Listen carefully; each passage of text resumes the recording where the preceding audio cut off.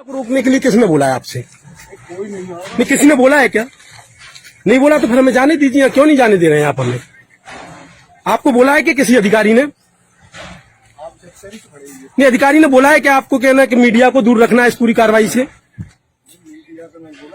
नहीं बोला है क्या? तो फिर आप हमें रोक क्यों रहे हैं? आप हमें रोक क्यों रहे हैं? आप मुझे बताइए कि आप हमें रोक किस लिए रहे हैं? कि हम आपको इसलिए नहीं जाने दे रहे हैं? क्यों भैया, क्यों नहीं जाने दे रहे हैं आप हमें? बताइए। या आप जाने देंगे? नहीं जाने देंगे तो सर खड़े हैं, उनसे बात कर लीजिए। तो आप हमें अंदर जाने देंगे तब तो हम बात करेंगे ना सर से। आप हमें जाने क्यों नहीं दे रहे हैं? बात करना है। क्यों नहीं जाने दे रहे हैं आप हमें? आपके पास सबके मोबाइल नंबर है।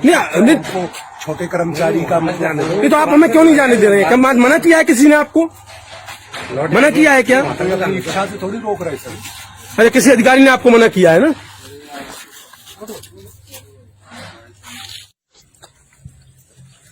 सर इस पूरी कार्रवाई पे आप बाइट तो दे जाइए, कम से कम बाइट तो दे दीजिए सर। सर कार्रवाई के बारे में बाइट देने में क्या प्रॉब्लम है? सर अब आपने कैमरे में कैद तो होने नहीं दी पूरी कार्रवाई, मीडिया को दूर रखा। अब पूरी कार्रवाई से भी कार्रवाई की जानकारी तो दे दीजिए सर। सर ये तो हमारा अधिकार है सर पूछना, और आपको बताना कर्तव्य है सर। सर इस कार्रवाई की जानकारी तो दे दीजिए। कार्रवाई की जानकारी देने में क्या प्रॉब्लम है सर? कार्रवाई को बता, ये हमारा अधिकार है, आपका कर्तव्य है सर बताना। सर आपका कर्तव्य है सर बताना। आप क्यों नहीं बता रहे हैं? पूरी कार्रवाई के बारे में बताने में क्या प्रॉब्लम है सर? क्यों नहीं बता रहे हैं सर कार्रवाई के बारे में? वो अलग अलग पाए, एक कहीं पड़ा, एक कहीं पड़ा, एक कहीं पड़ा, गाड़ी में आग लगा दी। गोली लगने में 12 बजे ग्वालियर हॉस्पिटल एडमिट हो गया। वो पहले हो गया जो हम लोग वहाँ 2-2:30 बजे एडमिट हुए। जो फर्जी गन शॉट बनाया, पहुँच गया था। जो फर्जी गन शॉट बनाया वो पहले पहुंचा वहाँ पे, और जैसे मना स्थिति में पड़े वो आगे पहुंचे। स्थिति में पड़े थे, सांस नहीं ले पा रहे थे, रोड पे ऐसे ही बस घसीट के मारा उन्होंने। बच्चियों ने कैसे खिलाड़ियों के कागज से पकड़े जाते हैं। पुलिस भेजी है, तब जाके बच्चियां यहाँ पे अपने माँ बाप को वहाँ हॉस्पिटल जाते ही दम तोड़ दिए। इलाज है आपका जी पूनम जी, क्या बात थी? आप उस परिवार के परिजन है, स्वजन है? हाँ वो हमारे रिश्तेदार थे। ये मेरी बेटी है, बेटी के पूरा झगड़ा किस बात को लेकर हुआ था? बीजेपी पार्टी को लेके हुआ था झगड़ा। रोक रहे थे उनको, और जब वो मेरे जेठ को मार रहा था तो वो बोल रहा था ये लो ये वोट ये डल गया, ये डल गया, एक और पार्टी वोट हार बुलाड़ी, तो वो यही बोल रहे थे हर बार मार के। क्या नाम है आपका? ये डल गया, क्या नाम है?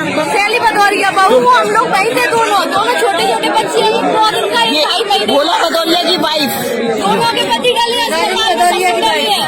तो क्या फर्जी मतदान कर रहे थे? बूथ कैप्चरिंग का प्रयास किया जा रहा था? हाँ वो रोक रहे थे उन्हें, इसीलिए हुआ सब। इसी बात को लेकर पूरा झगड़ा हुआ था। इसी बात को हुआ, जब वो मार रहे थे उन्हें तो हर बार बोल रहे थे ये लो एक डल गया फर्जी वोट, ये लो ये एक और फर्जी वोट डल गया।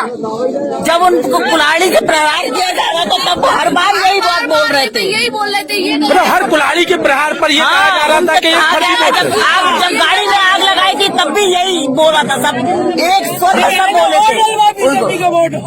पूरा गाँव पूरा कांग्रेस से, सिर्फ अकेला घर है जो बीजेपी का हमारा है। इसीलिए पूरी घटना को अंजाम दिया गया। घटना तो पहले से थी। नहीं झगड़ा जी, वोट के ऊपर हुआ झगड़ा। मतलब कल जो झगड़ा हुआ है वो वोट को लेकर हुआ था। मतदान तो फर्जी वोटिंग को लेकर कल झगड़ा हुआ जी। तो इसकी सूचना वहाँ पे किसी पुलिस को, प्रशासन को, किसी को दी गई थी क्या? सब नहीं आए। पुलिस को फोन किया तो नरवर वाली ने तो फोन ही नहीं उठाया। किसको फोन करती हम? पुलिस तो उनके साथ कहीं ना कहीं पुलिस और प्रशासन मौन धारण करके बैठे थे। आप किस तरह का पैसे खा चुके थे इसलिए मौन धारण करें। जब कंट्रोल रूम में हमने जितनी बार फोन किया उतनी बार हमें जवाब ये मिला, DI साहब के संग फोर्स पहुँच गया है, DI साहब के संग फोर्स पहुँच गया है। लेकिन यहाँ बच्चियों को कॉल करने के बाद पता चला कि वहाँ कोई एक काली चिड़िया भी नहीं आई पुलिस के नाम पे। कोई भी वहाँ नहीं था। पहले उठाया नहीं, और शांति जी बोलते ऐसे बड़ा कोई केस नहीं है, पर एम्बुलेंस भेज देते। वो एम्बुलेंस भी जब भेजी, जब वो एक इंसान की मौत हो गई गाड़ी जल गई, पूरी गाड़ी जल गई, सबको मारा, जिंदा जलाया उन लोगों ने, हमारे लोगों को जिंदा जलाया चुनावी रंजिश को लेकर। लेडीज को तो हमने देखा सामने लात करके फाड़ा उसको, मम्मी को लात करके फाड़ा, ऐसे फाड़ा लात करके हाथ लात रख के फाड़ने के बाद भी उनने कुल्हाड़ी मारी है, उनके अंदरूनी अंगों में कुल्हाड़ी मारी है। जो पीएम हाउस में अगर उस बॉडी को देख लेता कुल्हा तो वो मुंह काट जाती उसकी। अंदरूनी अंगों पर अंदरूनी अंगों पर कुल्हाड़ी, उनके खून बंद नहीं हुआ है। जब तक उनकी डेथ हुई है तब तक खून बंद नहीं हुआ उनका। क्या नाम है बहन जी आपका? मेरा संजय परिवार में मेरी बेटी है ये बड़ी जी, जो क्या नाम है? राजेंद्र भदौरिया के साथ जो शादी हुई है, ये बॉबी भदौरिया, वैभवी भदौरिया। हुआ था, मामूली हुई थी। मतलब कल का झगड़ा किस बात को लेके था? कल का झगड़ा पुरानी रंजिश को लेके था या पहले उन लोगों ने कल का झगड़ा नहीं, परसों का झगड़ा था ये। पहले देवर को घेर लिया था, जो बोले थे कि जेई लड़का है, जेई लड़का है। उन्हें बहुत दूरी तक पीछा किया था। हाँ, आपका? देशराज कुशवाहा।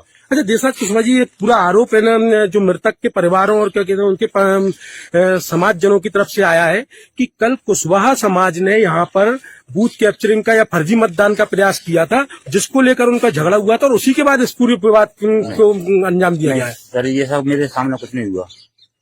आपके सामने नहीं हुआ था? जी सर जी, मेरे सामने जब पीठ पीछे हुआ आपके? नहीं सर जी, मेरी बात सुनो पहले। जी, जब पार्टी आ गई थी, जब बस आ गई थी ना, मेरी ड्यूटी थी खाने पीने की व्यवस्था करने की।